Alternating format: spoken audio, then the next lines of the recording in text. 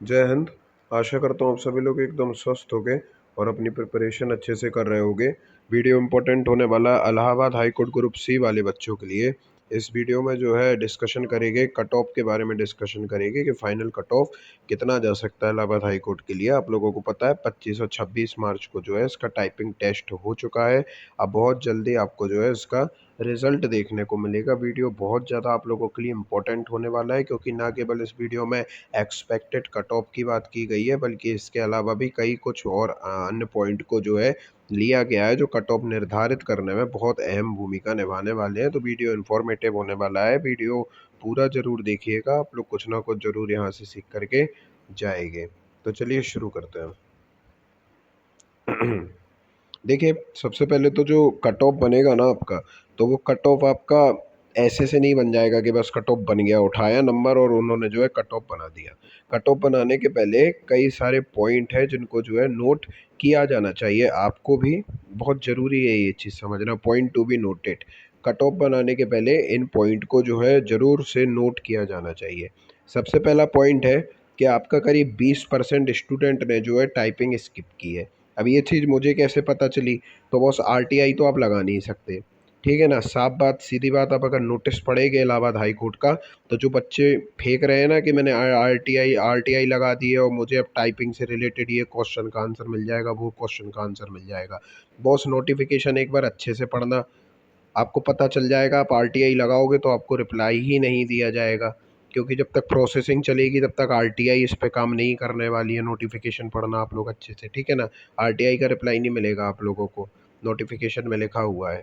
अब मेन चीज़ क्या है कि 20% बच्चों ने टाइपिंग जो है वो स्किप की है, छोड़ी है। यहाँ पर कैसे पता चला?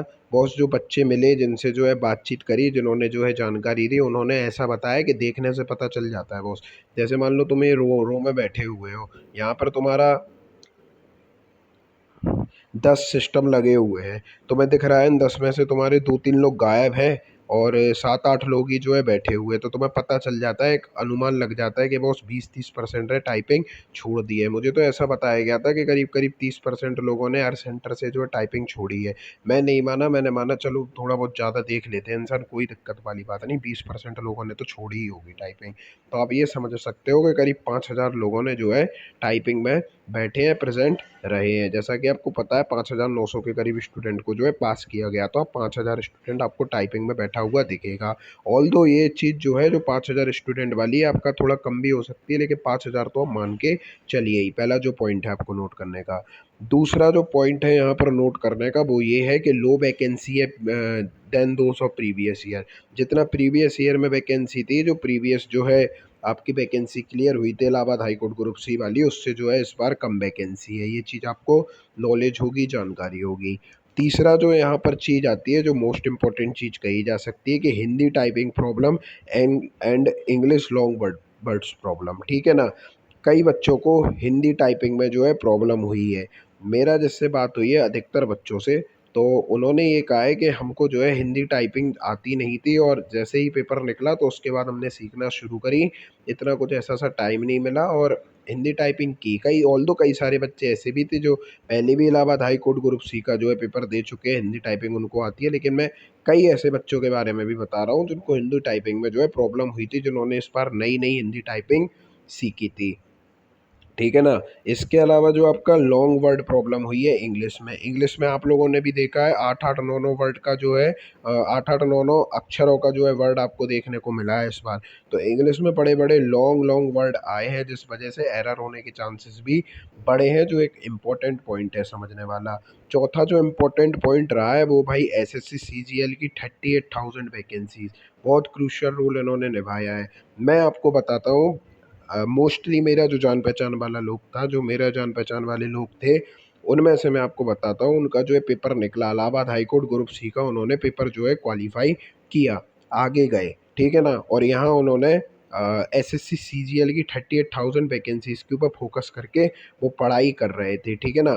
तो ऐसी स्थिति में उन्होंने हिंदी टाइपिंग के ऊपर इतना जोर नहीं दिया था, जो मेरे जान पहचान वाले लोग हैं। और वो एसएससी सीजीएल 2022 वाली जो 38,000 वैकेंसीज हैं, उनके ऊपर जो है लग करके उन्होंने दम से पढ़ाई की थी, और हिंदी टाइपिंग को इतना अहमियत ना देते हुए बहुत कम और लिमिटेड मात्रा में हिंदी टाइपिंग की थी या नहीं भी की थी। कई सारे लोग तो ऐसे हैं जिन्होंने की नहीं थी हिंदी टाइपिंग। एंड में जब उनका सीजीएल का पेपर हुआ तो अभी कुछ दिन पहले 20-22 दिन तक उन्होंने की, और उस आधार पे जो है वो अभी टाइपिंग दे के आए हैं। तो ये जो 38,000 जो वैकेंसीज़ है सीजीएल वाली, इसने कई सारे बच्चे जो ऐसे हो सकते थे जो इलाहाबाद हाई कोर्ट की हिंदी टाइपिंग तैयार करके आगे क्वालिफाई, उनको जो है एसएससी सीजीएल की 38,000 वैकेंसीज दिखी, ना कि इलाहाबाद हाई कोर्ट की 1K वैकेंसी दिखी। ठीक है ना। तो वो एसएससी सीजीएल 2022 की 38,000 वैकेंसीज में वो आगे गए हैं। ये एक इम्पोर्टेंट पॉइंट होने वाला है जिस वजह से कई सारे बच्चों की हिंदी टाइपिंग में प्रॉब्लम हुई है, क्योंकि एसएससी सीजीएल में तो आपको पता है ना, उसी दिन जो है इंग्लिश टाइपिंग भी आपका कंडक्ट करा ली गई थी। तो इंग्लिश टाइपिंग में तो उन लोगों की अच्छी खासी स्पीड आ गई थी, लेकिन हिंदी टाइपिंग में इनको प्रॉब्लम हुई थी। ठीक है ना। और भी कुछ पॉइंट है जो आपको ध्यान देने होंगे कट ऑफ बनाते समय, वो पॉइंट आपके ये रहे मेरे दोस्त। ईडब्ल्यूएस रिजर्वेशन है। जी हाँ, ईडब्ल्यूएस रिजर्वेशन 10% रिजर्वेशन आ गया है, आप सभी को पता है। ईडब्ल्यूएस रिजर्वेशन भी लगेगा इस बार। ठीक है ना, ये भी एक पॉइंट इम्पोर्टेंट। इसके अलावा जो मोस्ट इम्पोर्टेंट पॉइंट कहा जा सकता है यहाँ पे, सातवां पॉइंट, वो ये है कि ऑलमोस्ट 70% बच्चा, आप ये समझिए मेरे जितने लोगों से बात हुई उसमें से करीब 70% जो बच्चे हैं ना, 70% बच्चे, उनके मार्क्स 73 से 79 के बीच में लाए कर रहे हैं। यहाँ आपका एससी लेवल के भी बच्चे हैं, एसटी के भी हैं, इसीलिए ये जो है 73 आपको देखने को मिल रही है।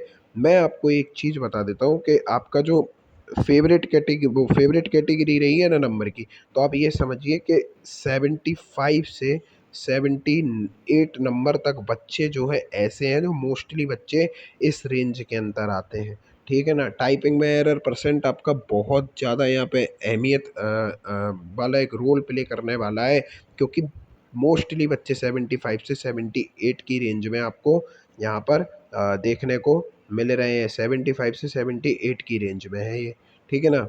ये दूसरी स्लाइड खुल गई, एक सेकंड इसको बंद कर देता हूँ, मेन स्लाइड पे आता हूँ वापस। जी हाँ, ये रहा आपका। तो यहाँ आपको मोस्टली बच्चे ऐसे दिखेंगे जो 75 से 78 की रेंज में है, इतने नंबर लेके आए हैं। अब इन लोगों की छटनी कैसे होगी, इनको हटाया कैसे जाएगा बॉस? जिसका टाइपिंग में कम एरर होगा, जिसके टाइपिंग में अच्छे मार्क्स होंगे, तो वो आगे निकल जाएगा। आप ये चीज़ समझिए कि कम से कम 70 से 80% बच्चा ऐसा है जो इतने मार्क्स में जो है लाई करता है, और इसमें से भी मोस्टली बच्चे वो हैं जो, जैसा कि अभी मैंने बताया, 76 से 78 तक की जो है कैटेगरी है, इसमें जो है नंबर लेकर के आ रहे हैं। ठीक है ना। इम्पोर्टेंट पॉइंट है, आपको समझना चाहिए। आठवां जो इम्पोर्टेंट पॉइंट होने वाला है वो है बॉस आपका टाइपिंग इशू।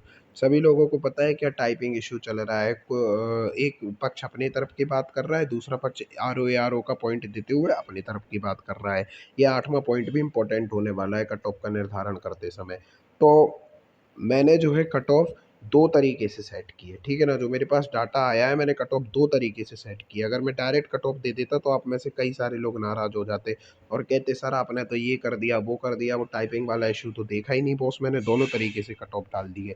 ऑल दो जो भी होगा वो एनटीए और जो है इलाहाबाद हाई कोर्ट देख लेगा अपने हिसाब से। आप यहाँ पे एक चीज़ समझिए, दो तरीके से कट ऑफ आपका आएगा। If final cut off will be set according to previous year typing. जैसा प्रीवियस ईयर में जो है टाइपिंग ली गई थी, आपका जो है मिनिमम वर्ड पर मिनट नहीं लिया गया था उसमें, उस आधार पर अगर आपका कट ऑफ आता है तो आप यहाँ पर जो है कट ऑफ देख लो। अगर आपका इतना नंबर आ रहा है तो आप समझ सकते हो आप कहीं ना कहीं सेफ हो। जनरल में 125 आ रहा है, ओबीसी में 124 आ रहा है, ईडब्ल्यूएस में 123 आ रहा है, एससी में 118 आ रहा है और एसटी में 112 आ रहा है। अगर आप इस रेंज में आ रहे हो तो आप अपने आप को कहीं ना कहीं बॉस मेरे सेफ समझ सकते हो। अच्छा स्कोर है आपका और आपके चांसेस अच्छे हैं कि आपका जो है सिलेक्शन हो जाएगा इस बार, अगर टाइपिंग जो है प्रीवियस ईयर पैटर्न पर काउंट की गई। ठीक है ना। ये समझने वाली बात है। दूसरा जो है, अगर जो है टाइपिंग जिस हिसाब से बच्चे बता रहे हैं कि बॉस आर ओ का उदाहरण दे रहे हैं, आर ओ वाला उदाहरण दे रहे हैं कि बॉस उसमें ऐसा टाइपिंग हुई थी, इसमें भी ऐसा होगा। चलो भाई, मैंने तुमको भी सेटिस्फाई करने के लिए वीडियो बना दी है, देख लेना आप। अगर टाइपिंग जो है नए पैटर्न के हिसाब से आप लोग काउंट करते हैं तो आपको बहुत बड़ा अंतर देखने को मिलेगा कट ऑफ में, बहुत ज़्यादा अंतर देखने को मिलेगा। अगर टाइपिंग नए पैटर्न पे ये लोग चेक कर लिए ना तो जनरल की कट ऑफ 114 जाएगी, ओबीसी की 113 जाएगी, ईडब्ल्यूएस की 112 जाएगी, एससी की 110 जाएगी और एसटी की 104 जाएगी। ये चीज़ आप लोग बहुत समझो, देखो। क्यों जाएगी? क्योंकि मोस्टली बच्चा ऐसा है जिसकी लाइन छूट गई है, और हिंदी में तो कर ली है कई सारे लोगों ने, इंग्लिश में जो है एक लाइन या दो लाइन जो है छोड़ के आ गए हैं। साथ ही ऑटो सबमिट वाले भी, उनका मैटर तो पूरा हो गया था लेकिन उन्होंने ऑटो सबमिट के लिए बैठ रहे क्योंकि उनको लगा कि ऐसा वैसा है। ये अगर इस हिसाब से आर ओ जैसे टाइपिंग अगर सेट करते हैं उस कंडीशन में मैं आपको ये चीज़ बता रहा हूँ, तो आप ये चीज़ समझ लो कि कई सारे लोग ऑटो सबमिशन के लिए बैठे रहे हैं, तो उनको भी अब दिक्कत हो सकती है कहीं ना कहीं अगर नए पैटर्न जो है चेक की जाती है। तो वो बच्चे तो हट ही जाएंगे ना परमानेंट, भले ही वो प्री में जो है 85 नंबर ला रहे हो, कुछ भी ला रहे हो, 90 नंबर भी ला रहे हो, लेकिन यहाँ दिक्कत हुई तो हट ही जाएगी ना। आप चीज़ समझ सकते हो यहाँ पर आकर के। तो ऐसी स्थिति में कट ऑफ में जो है बहुत बड़ा जो है अंतर देखने को मिलेगा, बहुत नीचे जाएगी कट ऑफ। ये रही आपकी कट ऑफ अगर नए पैटर्न के हिसाब से टाइपिंग चेक कर ली जाती है तो। इम्पोर्टेंट चीज़ है वो, उसे आपको समझना चाहिए, ठीक है ना। अब आप यहाँ पर कहोगे कि कि करी जाएगी या नहीं करी जाएगी, तो बॉस उसके लिए अब तो हर व्यक्ति अपने हिसाब से तर्क दे रहा है। जो जिनके जो है टाइपिंग ऑटो सबमिट हुई है या थोड़ा बहुत छूटा है वो ये कह रहे हैं कि बॉस नहीं की जाएगी, प्रीवियस ईयर के हिसाब से की जाएगी। जिन्होंने पहले सबमिट कर दिया है वो अपना आर ओ वाला पक्ष जो है रख रहे हैं और वो दिखा रहे हैं। कमीशन के ऊपर है क्या करते हैं। बाकी मेरी बात भी हुई है कई सारे बच्चों से, वो कह रहे हैं हम कोर्ट चले जाएंगे अगर ऐसा होता है। नोटिफिकेशन में तो ऐसा लिखा हुआ है, नोटिफिकेशन में कोई कंडीशन नहीं दी हुई है। अब वो बात की बात है, क्या होता है कैसा होता है वो देखा जाएगा। फिलहाल ये जो है चीज़ है आपको समझने वाली। और इसके अतिरिक्त मैं जो है ये कहना चाहूँगा कि could not get sufficient data of girl PH ESM candidate. जी हाँ, जो लड़की हैं, लड़कियों के लिए मेरे पास पर्याप्त डाटा नहीं आया। PH कैंडिडेट, PWD कैंडिडेट जो होते हैं उनके हिसाब से भी मेरे पास पर्याप्त डाटा नहीं आया, और जो ESM कैंडिडेट हैं उनके हिसाब से भी मेरे पास पर्याप्त डाटा नहीं आया। इसलिए मैं जो है क्षमा चाहता हूँ कि आप लोगों के लिए कट ऑफ जो है नहीं बता सकता, क्योंकि मेरे पास सफिशिएंट डाटा आया ही नहीं इन कैटेगरीज़ के लिए। तो फिर बताना एक तरीके से जो है गलत चीज़ हो जाएगी यहाँ पर।